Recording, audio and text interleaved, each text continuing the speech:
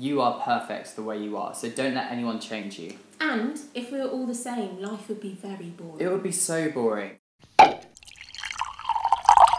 Welcome back to Basic Bubbles, episode 4. We're a month in. Let's get rolling with this week's episode. Let's get rolling. This week's edition of Sassy or assertive. When is it okay to ask a house guest to leave? When does someone overstay their welcome? We've all been there.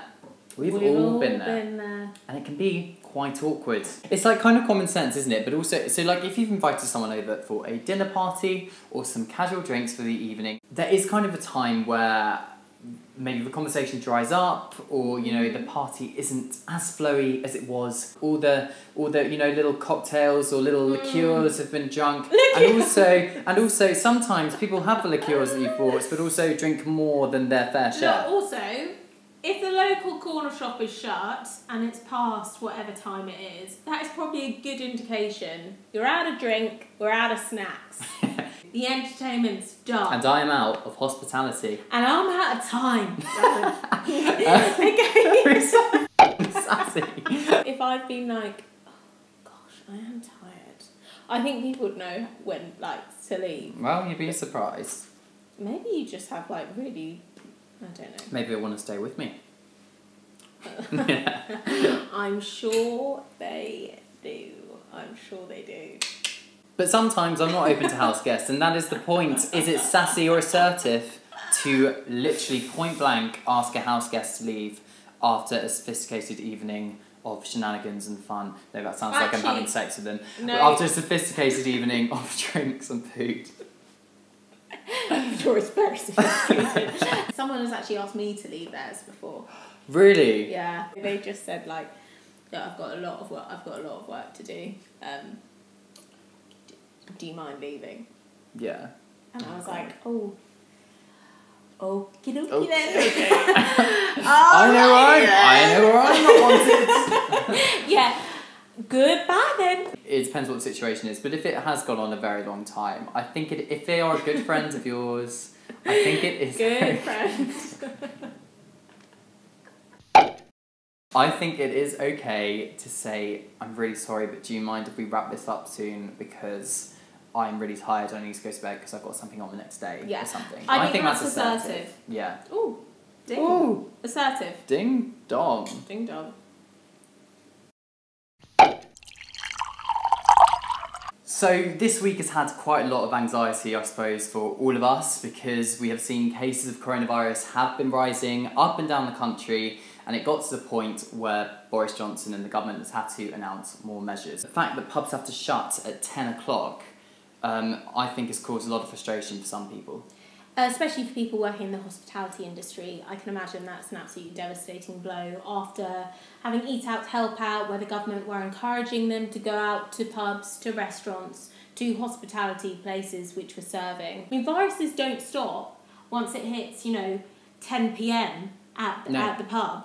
Or, right now it's not stopping. But it's also about balance, isn't it? It's about finding the balance between saving lives and bouncing back with the economy and getting people back to work. This episode, we don't want it to be about the news and the measures. We want this to be about you guys relaxing, a bit of self-care. We're going to go past like having a bath and having a glass of wine. We're going to go a bit more into what you can actually do to help if you're having a low moment. Try and not overthink it. Switch off the news if you can.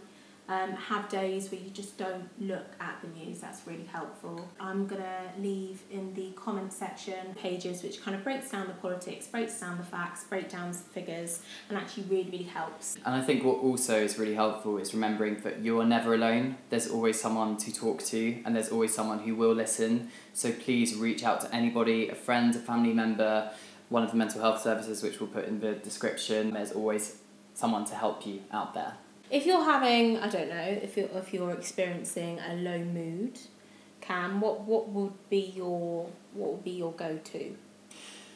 A big one for me, I think, is turning off social media completely, just for a day, because it really clears the mind. Getting rid of your phone, so you're not distracted by the outside world. So something that really clears my head is going for like a really long walk or going to the gym, doing some exercise, releasing those endorphins. I know it sounds so simple, but honestly it's so effective if you can get into a habit of doing that yourself. Yeah. And also just, you know, watching something on Netflix, like a really easy thing that's, you know, like a comedy, something that's going to make you laugh. It really helps lift the mood. Get yourself in a room in the house which has got nobody else in it.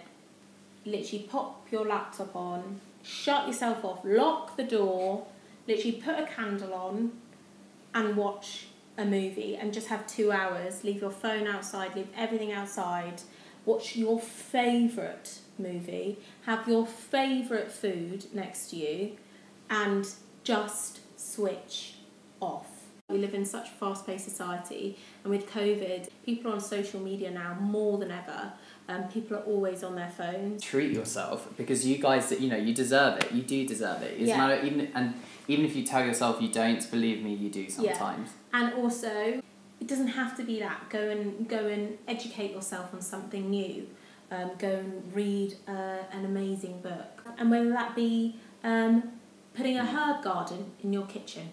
Oh, and very sophisticated. Learning how to put a few seeds in. Or like, go look on Google Maps and have a look at the roads around you and think, oh, I haven't actually gone down that road, let me go have a look. Look on Rightmove or another property site if you wish, and go onto the highest range of houses, which are the most expensive, and then you can just go on a little schmooze outside the big mansion and just think, imagine if I had £4 million, which I had to buy. Wouldn't that be nice?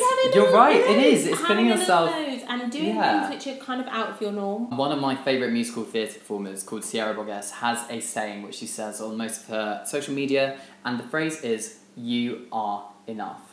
And you are enough. You don't have to be the best all the time. You don't have to be competing with other people all the time. You are perfect the way you are. So don't let anyone change you. And if we were all the same, life would be very boring. It would be so boring. We both know that we are incredibly lucky to both be in the positions that we are in. Obviously, lots of people are in far more difficult positions than ourselves. Everyone just needs to remember that COVID is affecting everybody in so many different ways. We need to listen to each other. You do.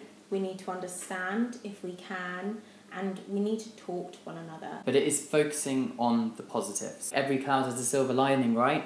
You know, that age-old saying, but it's so true. And you know what COVID has taught us, actually, is a slightly more simpler life. We've actually learned how to, deal with ourselves, essentially. You know, we're not always on the run, we're not always on the go. But stay safe, everybody, and let us know how you guys cope with anxieties, and just remember that there's someone always there to talk and reach out.